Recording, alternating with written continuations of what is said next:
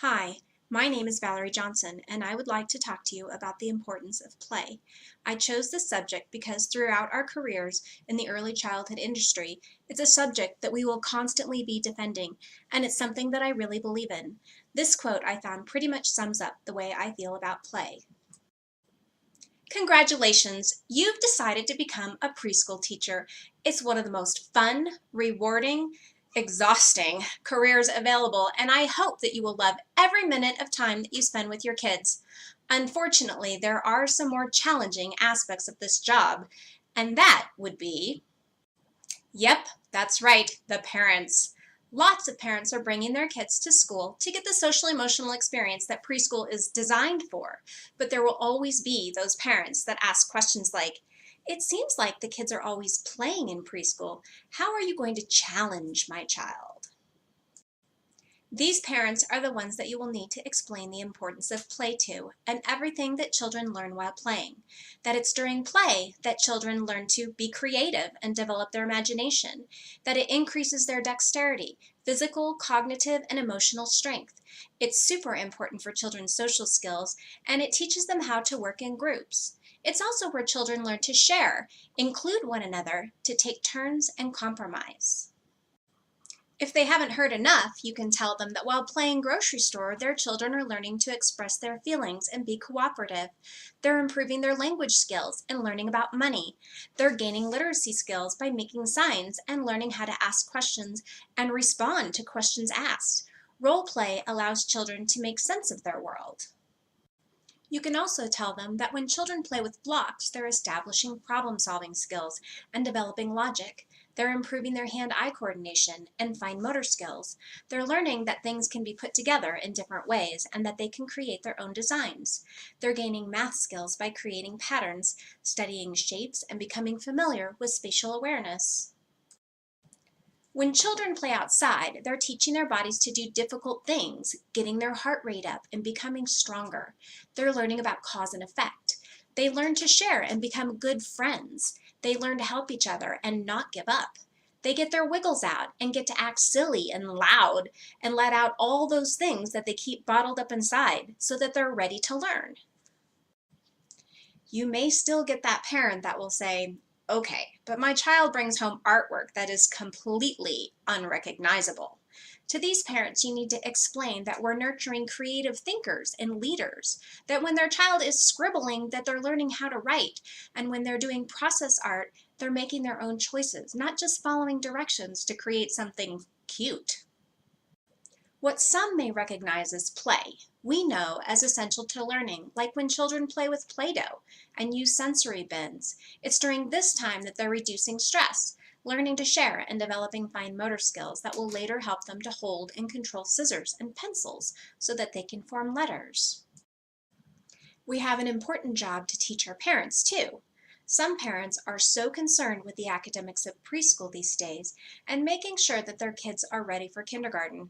After all, kindergarten is the new first grade, that they're overlooking the importance of play and what their children are missing out on when they don't have the opportunity to play, as well as the damage that the decline of play has caused. Free play and exploration are how children learn to solve their own problems, control their own lives, develop and pursue their own interests. Without opportunities to play on their own, children are not learning how to take control of their lives. When children are allowed time to free play, if a child is being harassed or bullied, they can leave the situation and find another group of children to play with. Our children are spending more hours per day, days per year, and years of their lives in school than ever before, and children are not given the choice who they can play with or what they can play. Children are forced to remain with groups of children that they may not be compatible with, and they're not free to quit when others don't respect their wishes, causing anxiety, depression, and other disorders. So why is there a decline in play? There are a lot of reasons that play has declined. Safety concerns. Parents don't just send their kids to the park or let them play unsupervised for hours at a time like they used to. Children are in school longer, and parents' belief that childhood is a time for resume building and structured activities like sports and clubs that don't offer a chance for free play. Schools are cutting recess short, and kindergartens have given up nap time for additional test prep. Subjects like art, music, and physical education are trimmed to allow more time for the standardized test preparation that gives the grades that fund our schools. This is not only hurting the creativity of our children, but with a lack of physical education and shorter or non existent recess times, childhood obesity is on the rise. The importance of play is not a new theory. Many early theorists that supported the cognitive theory, such as Lev Vygotsky and Jean Piaget, understood the importance of play and believed that it was a vital part of brain development. Play has also been a part of the social emotional development of not just humans, but all animal species. It's only been within the last 50 years, surged by the drive to keep up with academic scores of the competing nations, that we've set aside or forgotten the importance of play. And in that time, we've seen a sharp increase in suicide, the number of children with mental disorders, and a lack of empathy. And even still, nations like Finland, who rank well ahead of the US for education in all categories, allow their children 5 times as much free play as the majority of schools in the US. Finland doesn't even send their kids to elementary school until they're 7 years old. They've given up standardized tests, and they spend 30% less per student than the US.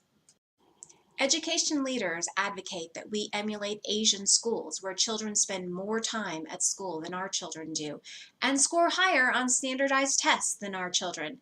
But even the Asian schools are beginning to admit that their graduates, while scoring high on standardized tests, lack creativity, a passion for learning, and social skills. By allowing children to play freely, you're giving them control of their environment, telling them that it's okay to do what they want to do. It's okay to like what they want to like. The goals that they achieve during free play are not dependent on other people's judgments and not affected by praise and trophies. What can we do about it? Give children more unstructured free play time. Allow them to choose what they want to play and how they want to play or create. Enroll them in schools that emphasize uninterrupted free play and open-ended art. And recess. Encourage them to play outdoors with other friends. Give them the skills through play that give them a healthy social emotional future.